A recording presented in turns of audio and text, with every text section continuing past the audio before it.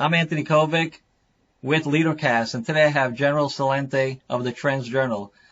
Gerald, tell us a little bit about the Trends Journal and how did it become very popular?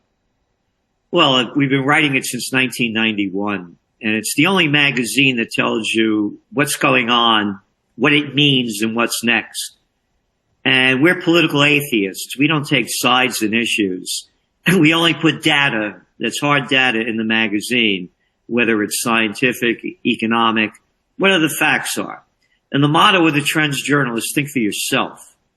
So what we do is we provide the information, the current events forming future trends. So we show people these are the events going on. This is why it's a trend. Here's where it's going. This is our analysis of it.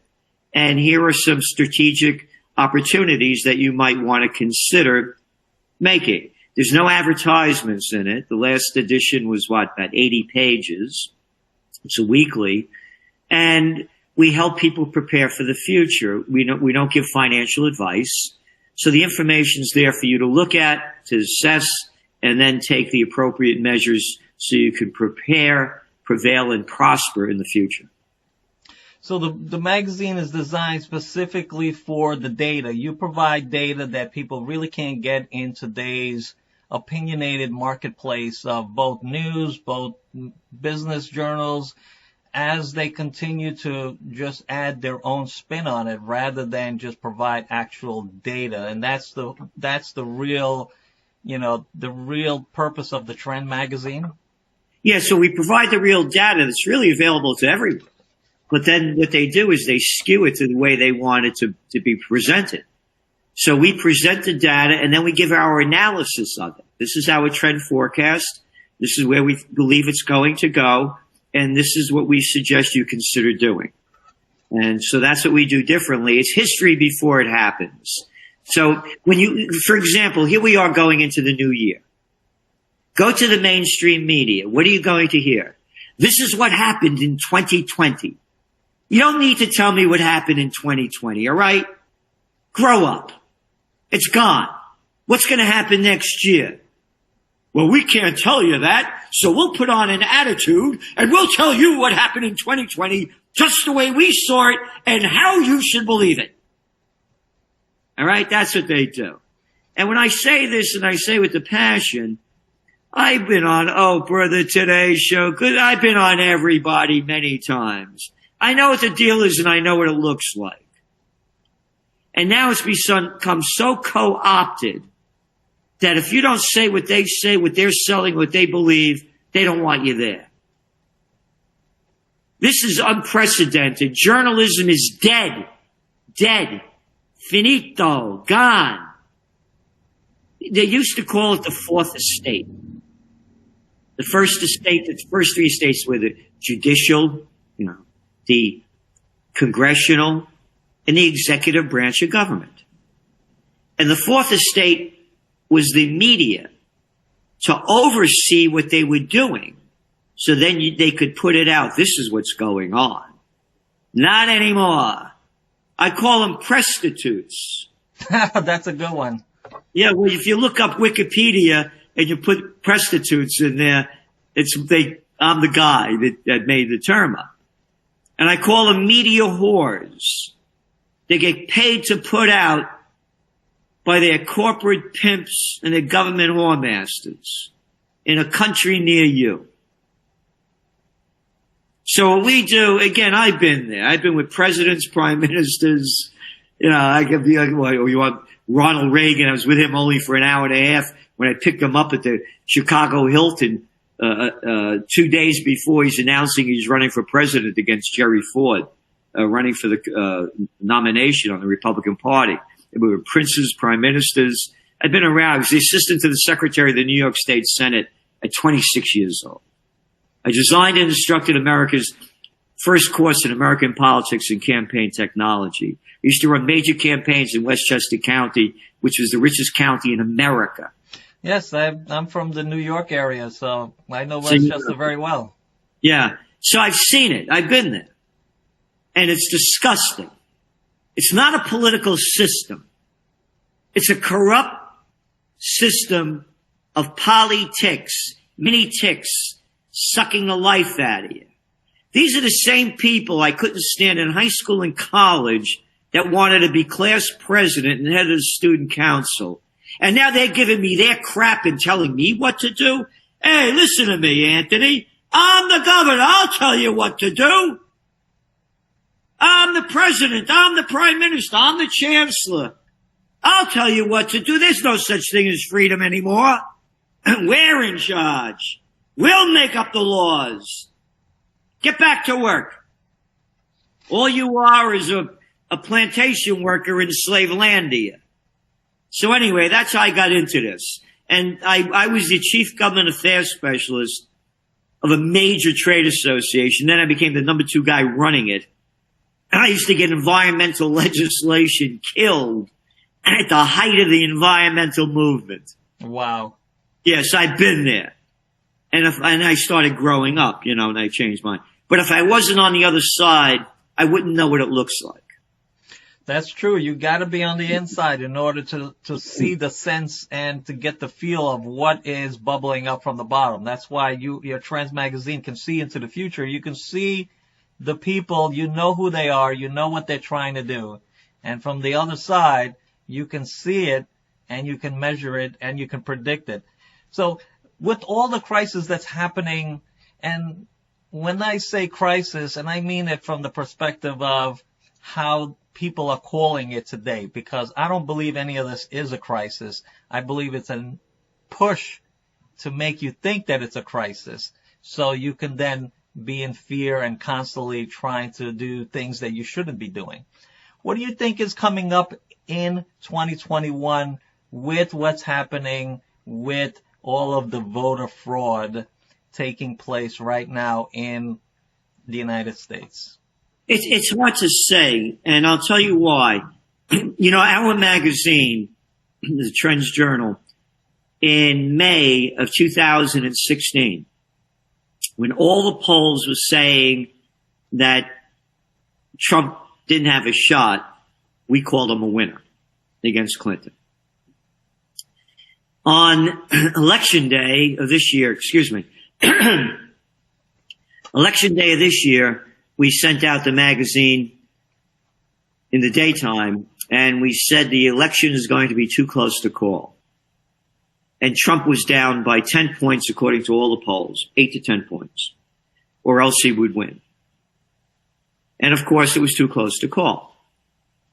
The reason we believe that if it goes to the Supreme Court, Trump may not win is because you got to be a member of the club to be in the Supreme Court or any of these things. Like I said, I've been there. I know what it looks like. Yes. And Trump's not a club member. And they don't like him because he built that place that Mar-a-Lago. Yeah, Mar-a-Lago here in Florida.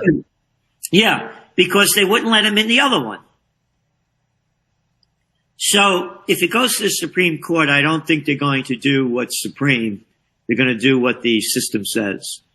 Well, I mean, for those that don't understand the court system, and I have a kind of an insight from the perspective of being a juror, being in capital cases, as a juror, I have an insight of how the system works.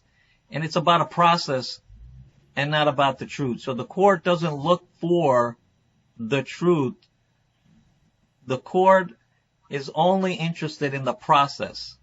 The prosecutor, the defendant, and the jury, it's about the processes of the process of the judiciary.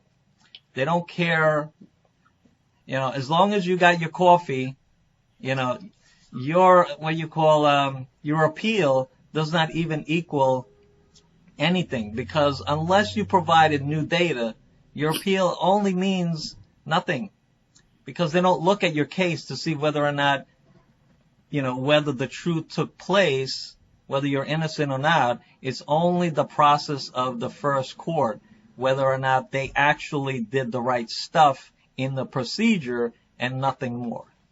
Yeah. Sadly, that is the case. And again, the nation is divided. They're not interested in the truth. I mean, I was covering on one of the shows we were doing on election night, and that guy was, very, very animated about it all. And he was very tied into all the data coming in. And all of a sudden you're seeing these sharp spikes going up for Biden. 120,000 votes coming in and not one for Trump. But is the nation... am I 6 years old? Who are you talking to? Exactly. But is the nation really divided? I mean, from your Trends magazine, you have the pulse on all this stuff. And personally, in my opinion, I don't believe the nation is divided. I believe that the media pretends that there is an equal division of political theory and political process and people on both sides. But as you can see, that the media is 24/7 trying to push their agenda, where if we were equally divided, it wouldn't take that much to really get people to win. Well, it is divided in the sense that facts don't matter, emotions do. Yes. And that's what it's about. I held a rally here in Kingston, New York, where we are. I own 3 buildings on the most historic 4 corners in America.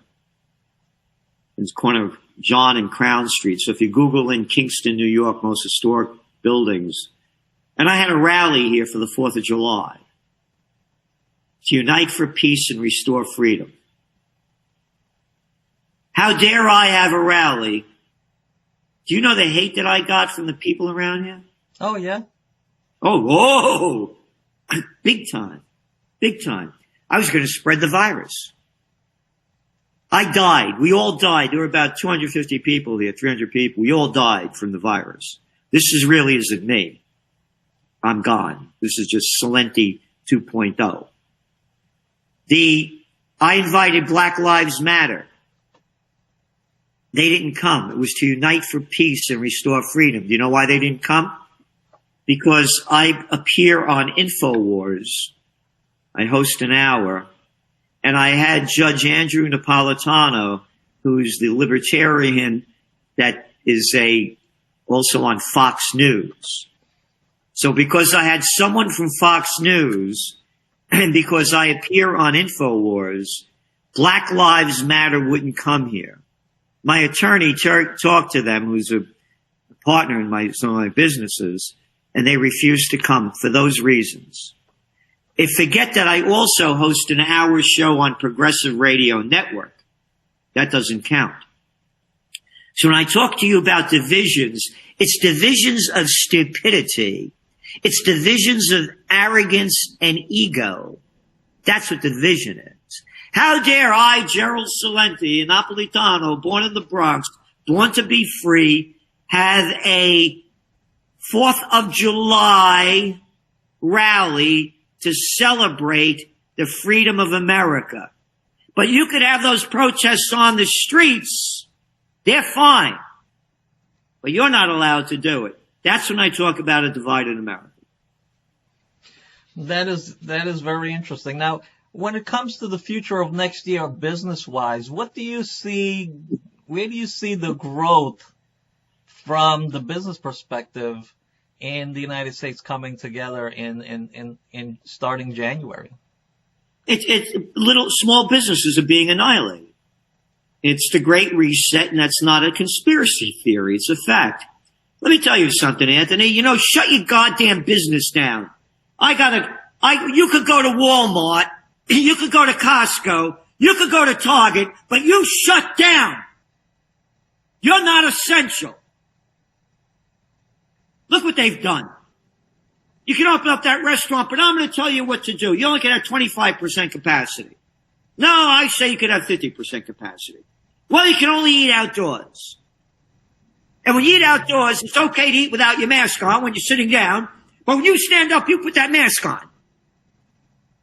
Oh, you got to be 6 feet apart because the virus stops at exactly 6 feet. Heil Hitler, right? When I was a kid, they had us hiding under desks in case an atom bomb went off. Scared the hell out of me as a kid. Scared the hell out of me. and you're hiding under a desk. Like that's going to make a difference. And they're doing the same thing with this crap. They destroyed hundreds of thousands of people's lives and businesses, millions of lives and businesses around the world. This is unprecedented in world history. They called it the COVID war. We're fighting the COVID war. You go back to the beginning when it happened, one after another. The prostitutes started it. The politicians kept going with it. You know how they start these wars and they never have an exit strategy? They started the COVID war without an exit strategy. Politicians don't give a damn if you're not working, if you don't have any money. They steal your money in the name of taxes. They have health care. They don't have to worry about paying their mortgages. They don't have to worry about, we got our money coming in. We don't have to do anything. We steal our money from you. What the hell do we care about you? Well, a possible solution should be, in a time of crisis, all government paychecks should stop until the crisis is over. And we'll see how quickly they end the crisis. You got it. Now, when in your, one of the things that you mentioned Walmart, Target, and all the big box stores, but everyone else had to be, subjugated to all of these, mandates by local governments. My philosophy has been, just set up your shop in front of Walmart. Like, yeah. Hey, you guys are open. We're going to set up our outdoor restaurant right here because it's the only place that's open. And, if enough businesses went there and decided that as long as your doors are open, you can't come in here until our doors are open. Now, again, I've been there. The politicians get paid off. Morons, imbeciles, and people with brains smaller than a pea call it campaign contributions. Capiche? Yes, capiche. It's bribes and payoffs. And you bribe and pay them off very, very, you have to give them a lot of money because they never worked a day in their lives, you see. So they just take what they get. And they deregulated the economy. When I was a kid, Main Streets were the whole thing. And America was the land of opportunity. But then they did away with the Robinson-Patman Act, the Sherman Antitrust Act, the Clayton Antitrust Act, Glass-Steagall Act, one act after another. And they put everything in the hands of the bigs. That's why, so you ask me what's going to happen. We're in the greatest depression. People are not going to know how bad it is because they'll keep the equity markets artificially inflated as they continue to pump in more monetary methadone to make it appear as though everything is fine. How can the equity markets keep hitting new highs when much of the world is locked down? How could a Carnival Cruise and Disney and all these other stocks go up when their businesses are in the toilet? So they'll keep the impression going that everything is going up fine. But in the meanwhile, Main Street has no connection to Wall Street. Again, look at the numbers. 51% of all the stocks are owned by 1%. 10% own 88%. So we, the little people of Slavelandia, have about 12% of the whole total market. Meanwhile, Main Street's dead. Dead. Dead. The streets are dead. And the markets are going up.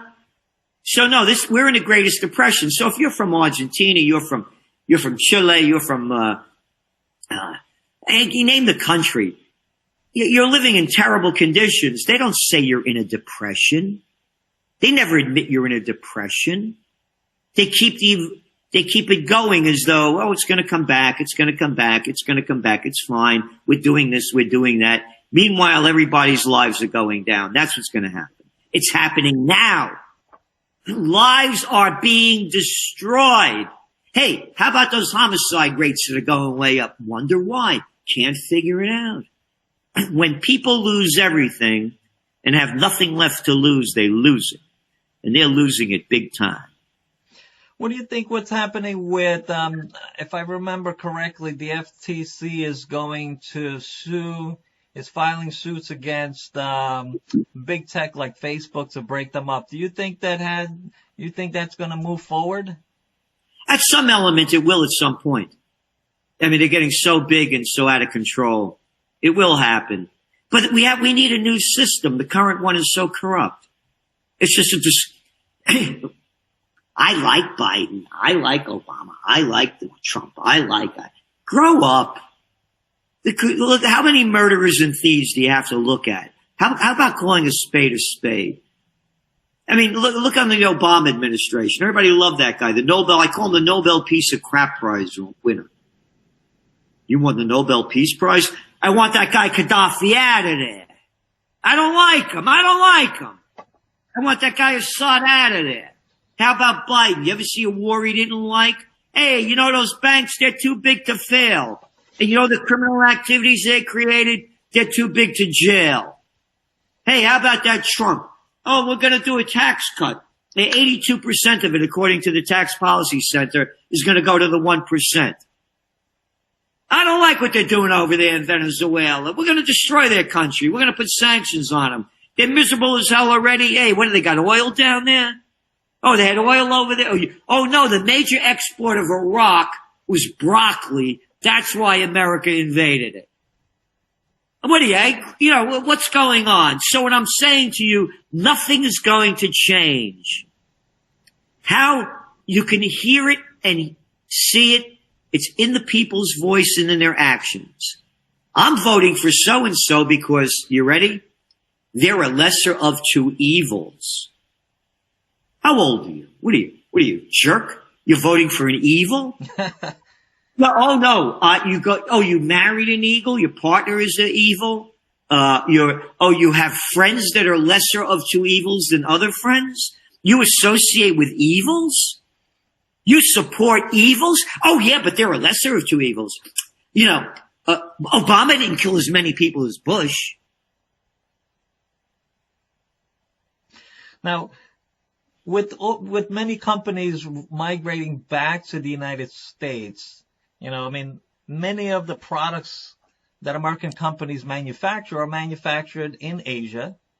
Do you see a trend of these companies flocking back to the United States and utilizing more local manufacturing or processes here in the States? No way, no how. Not coming out. You look at what's going on in China right now. They call it dual circulation, dual.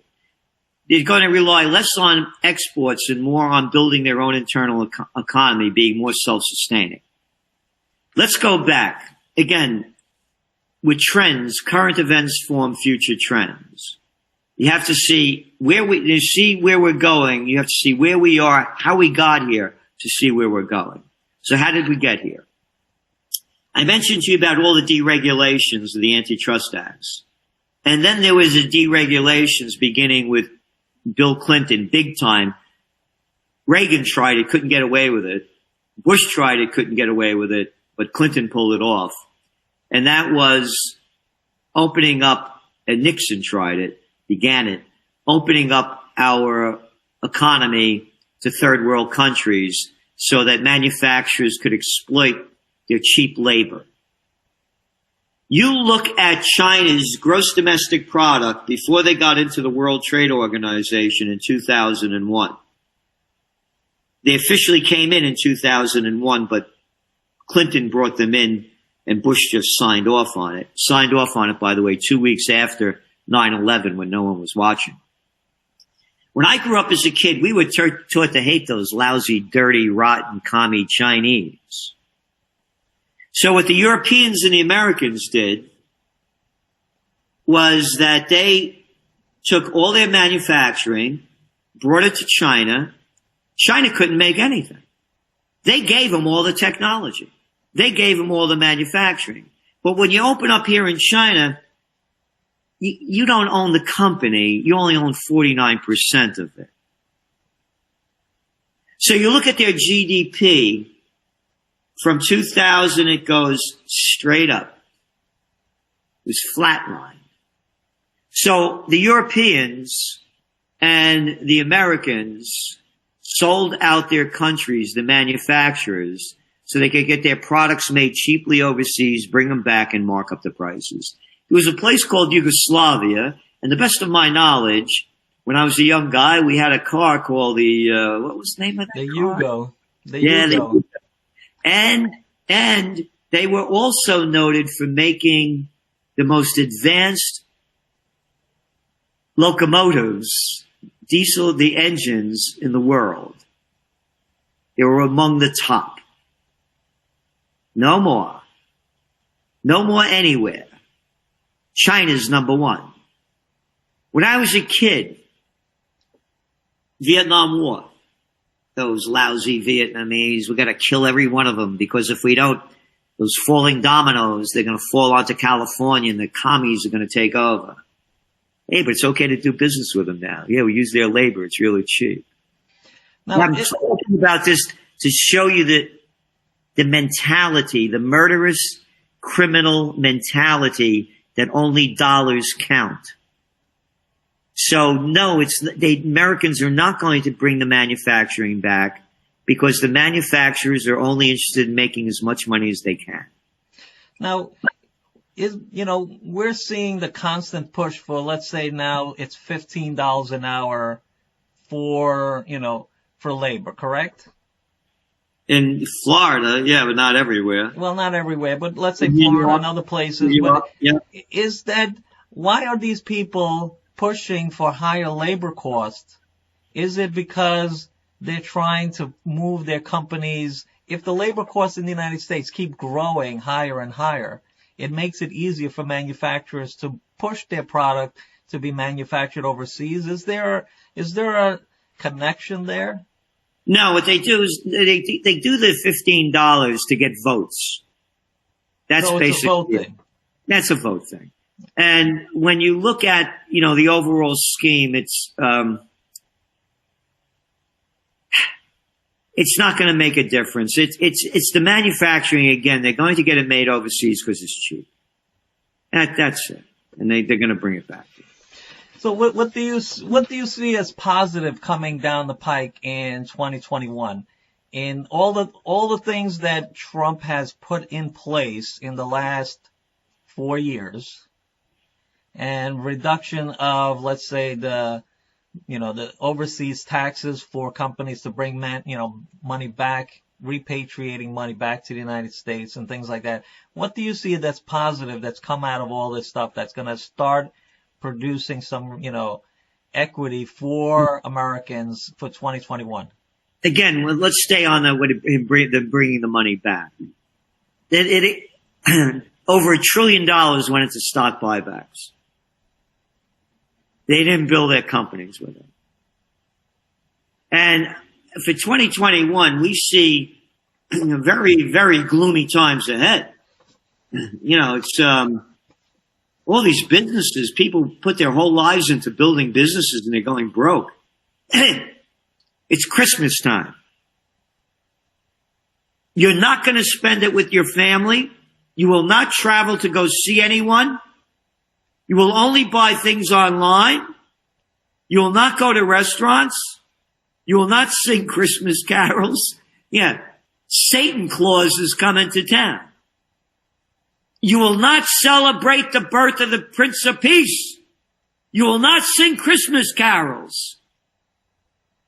All the partying that used to go on at this time of the year, gone. All the restaurants, all the event spaces. How about all the conventions, trade shows? Nobody even talks about those not existing anymore. How about all the entertainers, the musicians, the actors, all of the Broadways and the plays and the theater? Gone. Lives are being destroyed at levels that people are totally disconnected from because the mainstream media stays away from that. Who talks about the trade shows and conventions that don't exist anymore? You don't hear that. And then you think of all the supply chains around it. And all the localities that brought in, tax dollars from that stuff. And now you got these empty places. So no, this is devastating. do you think that the grassroots persons are starting to look at their political scenario in their local communities? One of the things that I'm constantly pushing is you need to run for office, because the brain power that's in office now is really not brain power. It's destructive. More and more companies, I have friends that run for office, and I dabble in the training of people to run for office. Right. I've done about 25 campaigns and a special election. Right. Good for you. So what I'm seeing is that major companies will not allow anyone in their company to be part of the political process. And you could look that across the board everywhere. So what's left? Really, what's left when the smartest people, in order to run for office, they would either have to retire or leave their jobs. So as more companies force their employees to be non-political, there's no one left but the lunatics. Well, it's Eisenhower, two-term president, supreme commander of the Allied forces, whose farewell address warning that the military-industrial complex is robbing the nation of the genius of the scientists, sweat of the laborers, and the future of the children. He said anyone that seeks the office of president is either an egomaniac or crazy. So the people that are in office, and there are no term limits anymore, this is their lifetime jobs because they never worked before. We need a whole new system. And I agree with you. People have to run. And you don't have to come from a big company. You could be a person of passion, knowledge, and awareness, and appreciating what a thing called the Constitution and the Bill of Rights represented. And you don't put your own mind into it. You just stay with that one. It does not take a majority to prevail, but rather an irate, tireless minority, keen on setting brush fires of freedom in the minds of men, said Samuel Adams. And that's all that's needed. I believe in direct democracy, like they do in Switzerland, a country that hasn't been in war since about the 1850s. Wars all around them. Hey, everybody got a gun. And that's what saved them from being invaded. People vote. You want this? Let the people vote. You want tax breaks? Let the people vote. You want to bring in more immigrants? Let the people vote. Oh, by the way, they're passing through Congress now, this H-1B visa thing again, so the big tech could bring in more cheap labor from India. All right? So let the people vote. I believe in direct democracy. And then people say, oh, the people are too stupid. Oh, yeah. Chucky Schumer, brilliant. Mitch McConnell, there's a guy that I'd bow down to. No, I got it. Lindsey Graham. Wait a minute. Dianne Not-So-Feinstein. Nancy Pelosi. One brilliant person after another. Look at these pieces of low-life garbage spewing out their crap and trying to shove it down my throat. What, are you kidding me? I got this little daddy's boy over here, Andy Cuomo, a little boy born on third base and thought he had a home run. He'd be nobody if daddy wasn't there before him, like his arrogant brother on CNN, or that other little arrogant piece of nobody crap up in Canada, Trudeau. You think he'd be there if daddy wasn't there before him? It's one big club, as George Carlin used to say, and you ain't in it. Well, we ain't in it. You gotta break the club up. It's a murderous, thieving club. But if people don't, if you don't run, you have the big offices. You have the presidency. You have U.S. Senate, which is a statewide office, and governor, which is a statewide office. All other offices are small, regional, and it doesn't require that much effort to participate in those offices. You're right. You know what I'm saying? You know, county commissioners, city councilmen, you know, there's tiny regional areas, but the problem is people are not participating locally. It's always the same one or two people. Yep. The same one or two ideas, if any. Yep. And it's just a retread of party against party, and it's the same outcome almost every cycle. No new data comes from new people, but they're not showing up. It doesn't require much. You go to the voter registrar's office, fill out a simple form, run for office. That's it. You don't even need any money all the way up until the day of qualification. You can participate in your local community through the voting process without actually investing any real money until you have to qualify.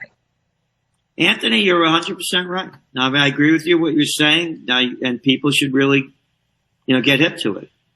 Now, what is the real thrust of the magazine? Is it political? Is it just strictly providing data? No, it's not. It's geopolitical. It's economic. Look, I'm the guy that came up with the term clean food back in New York Times did a story back in the 90s, early 90s. What is clean food? Clean food means that it's beyond organic. It's how it's brought to market, how it's a very popular term. It's beyond organic. It's how it's prepared, so if you grow something organic, and how are you going to get it here from California to New York? How does it stay alive? So what is the process in between? I'm the guy that said I used to do major presentations, trend presentations, from American Express to Nestle to you name it, for corporations, telling them what the next trends are going to be in different areas. So I was one of the first people that came up with gourmet coffees. Matter of fact, I was a speaker for the National Coffee Association, one of those big trade associations, back in the early 90s when nobody ever heard of a Starbucks, basically. So it whole health healing, one trend after another. And I'm on record of calling the first guy to call the 1987 stock market crash, the dot-com bust. In our magazine, October 1999, we said the dot-com would bust by the second quarter of 2000. So it's a whole variety of different forecasts. And now one of our forecasts is in this top trends for 2021 is China 2021. The 20th century was the American century. The 21st century is going to be the Chinese century. Do you think that the Chinese century is mainly because the United States is just giving up? No. Through our political apparatus we're so infighting and so arguing over nothing that we're just giving it up? No, it's because what we talked about earlier. It's because of the Europeans and the Americans bringing all their technology over there, giving it all to China, China taking it, and now they own it. They don't need anybody. Again, you look at the data. They're going to be the only major nation this year that has a positive gross domestic product, as everybody else is going down. Again, they have 1.4 billion people. Does America have 330 million? And America's lost its incentive for inventiveness. Everybody's buying all these Apple phones. How come they're not made in America? Now, give us a little bit of what you think the trend is for the electric vehicle and, the movement that, what Tesla is basically created a movement in that sector. Do you have any trends that are coming out of it? Because every car company is now trying to be... Hold on a second. Oh, we lost it there. Yeah, we just lost it for a second, so we'll cut that piece out. So when it comes to the electric vehicle business, do you see any trends? Oh, absolutely. We've been writing about it since the beginning. And we're saying it's going to be very small in comparison to the overall industry, just like they tried to sell this thing a couple of years ago about self-driving cars. And so this thing is way off. It's not even close. Electric vehicles are not going to go to a higher level until they come up with a better technology. Batteries, you know when they were invented? 1800. You need a whole new something beyond a battery. Until they come with a better technology, it's only going to be a small part of the industry. It's not about improving what you have. It's about making something new. And so that's where we sit. Let's see. What about oil? What do you think is happening with oil in this marketplace? We still see oil trading in the $40 to $50 range. And it's destroying a lot of nations around the world that are dependent on oil. And you're going to start seeing a lot of unrest going on in those nations, rich nations and poor nations, whether it's Nigeria or whether it's Kuwait. And you're already seeing the demonstrations and riots breaking out throughout Iraq now. And you're seeing nations going into debt seriously because they need more money. Kuwait needs 90% of their GDP is oil based. And that's a richer country. So what's happening now with oil at this price? And the same thing with Saudi Arabia. They need oil around $80, $85 a barrel for their gross domestic products to break even. So there's going to be less and less use of oil as there's more and more alternative energy, whether it's wind, solar, or any other kind. And that's where we see the big advancements in. So let's see. All right. So what really motivates you in this trend magazine? What's the power behind the efforts you've been doing in trying to get the truth out, trying to build as you build your magazine? What motivates you? My motivations are freedom, peace, and justice. I also launched Occupy Peace, a movement for America not to be involved in foreign entanglements, to honor the founding fathers. This is not what this country was founded upon. And so those are my motivations. And my motivation is that the truth shall set you free. So we only put out the facts and the truth. And again, the motto is think for yourself. We don't tell people what to do or how to do it. And to put out the best information that we could put out. Our team works tirelessly to put out what we do. There's no magazine. If anybody can show me a magazine like it, let me see it. And again, you know when we're saying, okay, this is what we see it going. This is where. So we're not selling in the narrative, which they do, to direct people in a direction.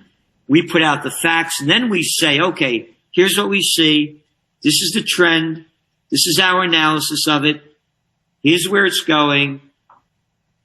This is what we see are the opportunities, the positives, and the negatives. So it's there for everyone to see. So that's the motivation. The motivation is freedom. That's number one.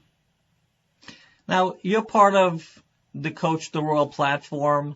Why are you on the platform, and why do you want to, give people access to your time? And what are you trying to accomplish with giving people access directly to people in the marketplace? Well, a number of ways, but one of them is so they could learn how to forecast trends themselves, track, analyze, and forecast them. Some of my books, I'm going to see if they're over here, are national bestseller Trends 2000, Trend Forecast, Trend Tracking, far better than Megatrends, Time Magazine, and we're the only people, I'm the only guy that teaches trend forecasting. Can't get it at Harvard, don't have it at Princeton, won't find it at Yale, not in Cambridge, not in Oxford, not anywhere in the world. We're it. So if you want to learn how to forecast, analyze, and profit from trends, that's what I want to teach people how to do. And also for people, I'm in a business. Where do you see my business going? What do you think about gold, silver, this or that? That's why I'm on. So you have a direct access to people that can access your knowledge base and spend real face-to-face time, just like we are right now. We're on the actual Coach the World platform. This is how it works. Now, when it comes, what is the website that has all of your information on? I mean, we know that trendsresearch.com is the trends page.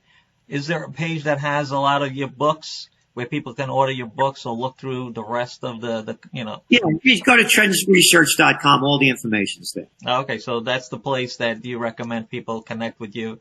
Yeah. And, of course, on Coach the World, you're in there where they can find you and connect with you and build a relationship with you and learn more about how they can learn about Trends Magazine, and as well as what you said earlier on developing the knowledge base for their purposes.